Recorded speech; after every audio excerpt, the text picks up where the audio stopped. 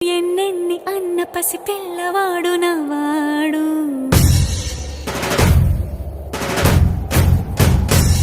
విడుముండోడు అని ఊరువాడ అనుకున్న గాని మహారాజు నాకు నవ్వాడు.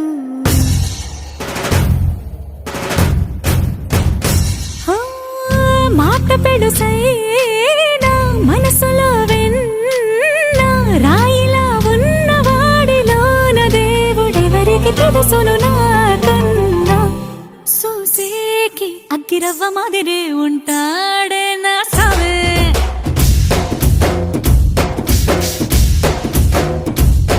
మెత్తాని పత్తి పువ్వుల మరేసంటా